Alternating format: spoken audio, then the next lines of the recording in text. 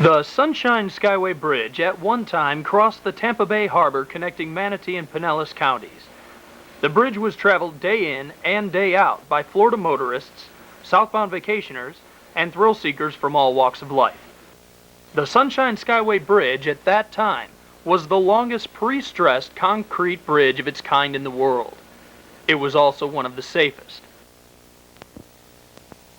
On May 9, 1980, the Summit Venture, a 34,000-ton phosphate freighter, changed history forever.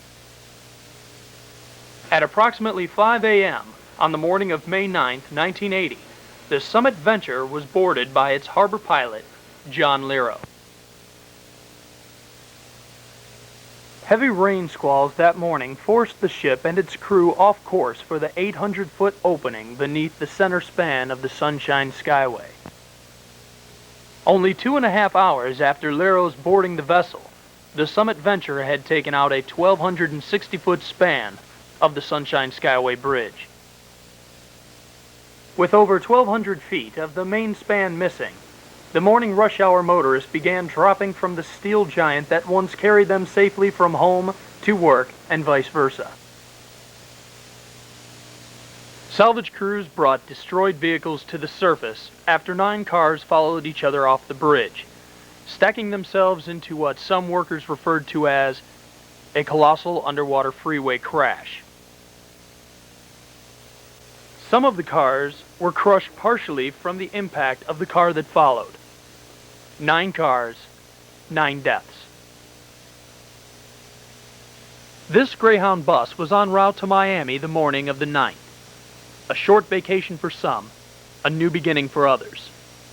This bus encased 24 of the 35 unforeseen casualties that fateful morning.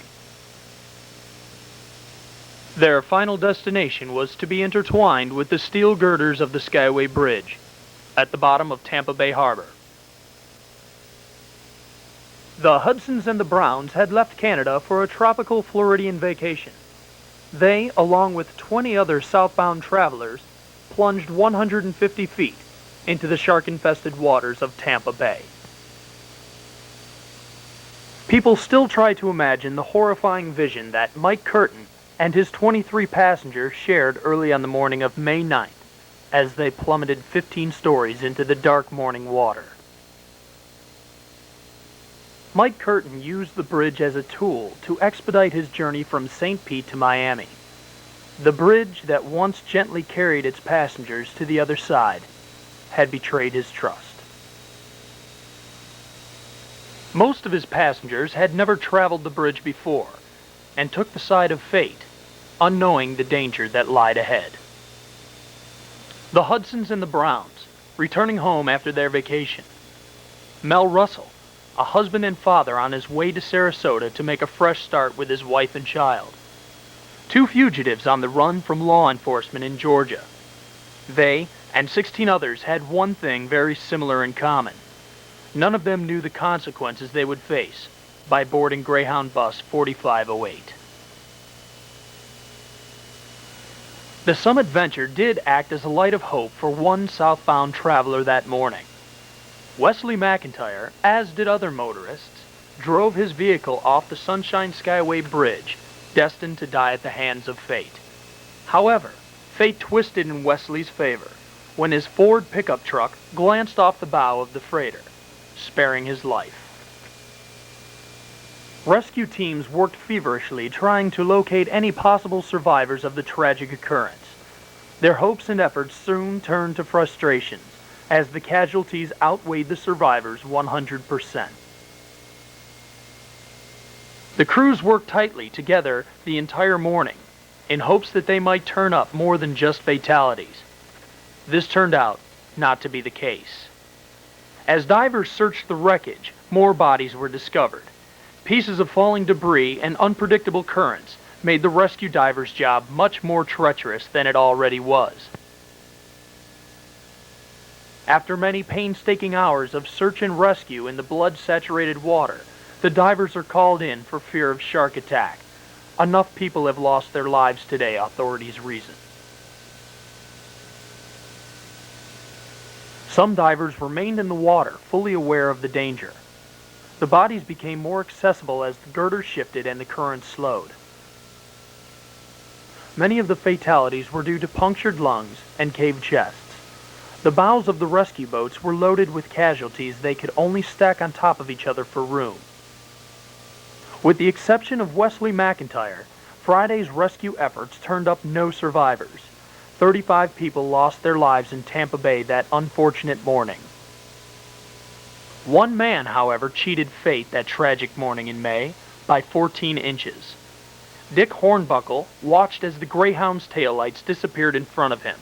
He quickly jumped on the brakes, his tires gripping to the metal roadway. After screeching to a halt, his car slid slowly towards the jagged edge of the bridge, stopping just slightly more than a foot from the 150-foot drop that took 35 lives just moments earlier. Dick Hornbuckle and his stunned passengers would live to see another day. But who was at fault? Who was to pay the price for such a costly mishap? Was it the ship's pilot, John Lero? Was it the terrible weather that pushed the massive barge off course? Could it have possibly been the fault of the engineers, who designed a bridge that could be toppled like an erector set?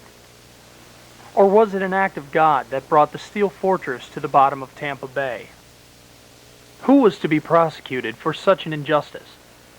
When the smoke cleared, it wasn't John Lero, who, by the way, only 11 weeks earlier had rammed the Skyway with a 720-foot Liberian phosphate freighter named the Joanna Dan. It wasn't the engineers who designed the bridge with an inadequate fender system for warding off possible disasters such as the Summit Venture. It wasn't the legislature itself, who knew about the deteriorating bridge, yet chose to wait for federal funding before making any improvements. All we can do is speculate, and draw on our own conclusions.